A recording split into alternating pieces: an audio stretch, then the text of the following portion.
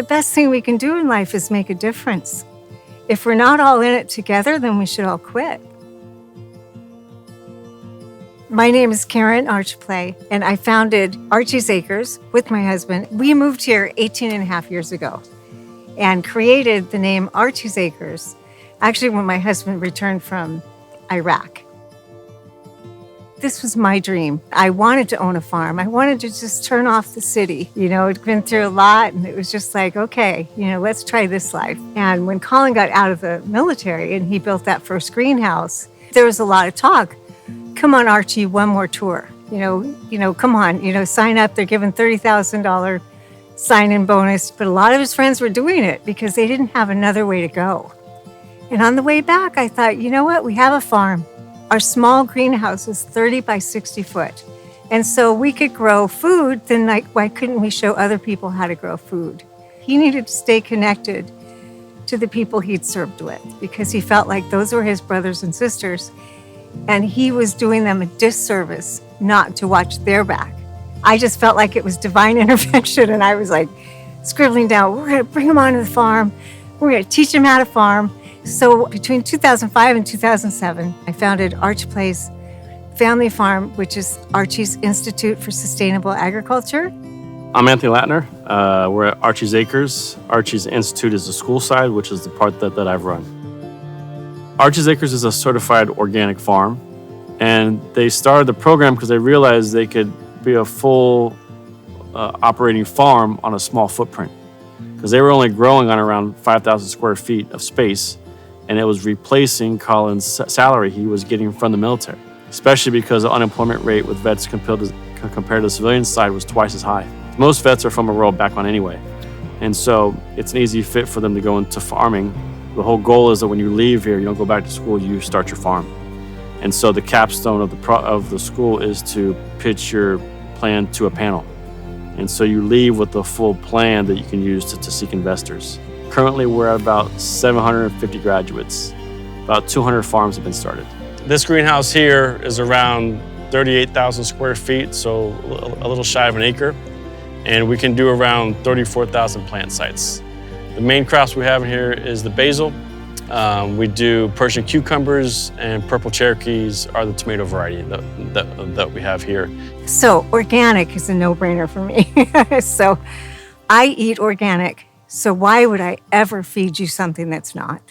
To be organic, it basically means that all your inputs that go to feed the plant are certified for organic use, which means most of them are not synthesized. They're organic or found. As an organic farm, you have a short list of what you can feed your plants and how you control pests. How do we protect our rivers, our streams, and our oceans if we're pouring chemicals into them? And if that chemical is built to destroy a bug's stomach, what's it doing to yours? It's like being organic, it helps the world in general. And we want our students to take that avenue mainly because we want them to keep the business open. And if the margins are better, then their odds of success are a lot better in the end. I want to definitely be mindful of the footprint we leave. And how we can show other people that, to eat organic should not just be for the elite. It should be for everybody. And why are we the ones that have to get certification, right? I mean, organic was initially how you grew food. And then they came up with all these shortcuts. And those shortcuts have not done anyone any well. That's not doing our planet good. On the channels here, we call these NFT channels, which is nutrient film technique. So what happens is this channel is about a 1 to 2 degree grade down, and you have your feed line, which is right here with your water. We'll go on the top here. The gravity will take it down to the manifold there, which will take it down to a pipe in the ground, which will run to the tank. These right here are probably about 3 weeks old, and the media that they're in is called vermiculite and peat moss. And so we just have the roots here, and the water will flow down so they have access to water and food. We'll let them grow probably about a foot high, and then we'll chop them off at the base. We'll put it into a clamshell, and we'll let them grow back 2 or 3 times. Our farm, to minimize waste, and we did not want to participate in being one more business that was polluting.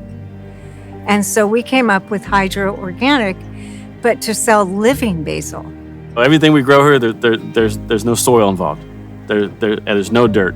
So everything we grow grows in a water solution, whether if it's like a pot of water or if it's like a channel that the water flows on the bottom. Compared to a basil plant growing in soil versus an NFT channel, which is what these tubes are, we save around 93% of the water. Because the only water you use is what the plant takes up. You're not watering just dirt that's just going to evaporate. It was necessity. So we live at the end of the hose. 2 hours east of here, Imperial, water is $20 an acre foot. 4 hours northwest, Ventura, $40 an acre foot. Right here in San Diego, $2,300 an acre foot. So if you're growing basil in the ground, we could have 7 to 9 crop turns a year.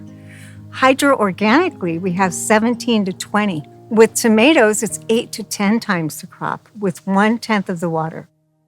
So these are the pump stations. Obviously, this is the lowest point on the plot here.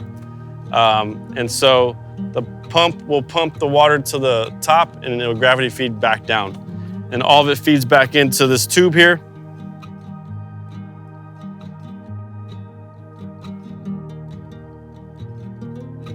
It is absolutely a point of pride for me to think that we participate in protecting our rivers, our streams, our oceans, but also we're reinvigorating the family farm throughout America and beyond.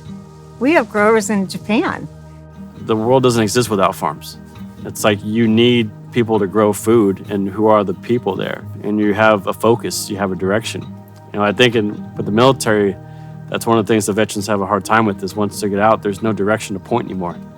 And I think when it comes to farming, you now have a job. You're going to feed people. You're going to create jobs. And so I think a lot of veterans they lean towards this type of work because, in the end, you know, you're giving back, and that's why they joined initially. So many people are the reason I get out of bed in the morning. We've had people come through here where they were at their last limb. I didn't know that until after class. Close to 80% of our veterans are disabled vets. We've had triple amputees come through here where, you know, they're the star of the football team, and then they join the military, and then suddenly they don't have, you know, their legs or an arm. And so to me, it's like being able to retool someone and say, you know, you didn't lose you. To get them out around other vets, to get them out to talk to people in general, it's a tall order, but once they do it, it's for the better. And so those are the ones that make it worthwhile.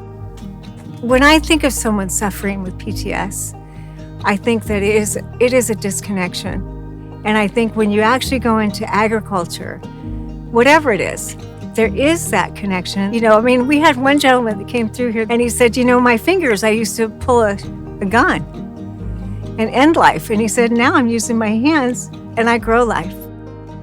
We're absolutely not too far gone. You tool people up with knowledge. In my world, I love to see our program at different areas. I'd like to be in every state if I could. I probably average about 120 students a year, and I know there's more that want to come through. I know there is. I really believe in organic, and I believe organic should be the norm, no matter where you go. And so for me to participate in that means a lot. For me to be able to retool somebody and give people their power back. And they're at the farmer's market and somebody says, that's the best tomato I ever had. And they're like, I grew that. You know, and I love that because it is something where, you know, it's finding their flip side of badass. Excuse the French.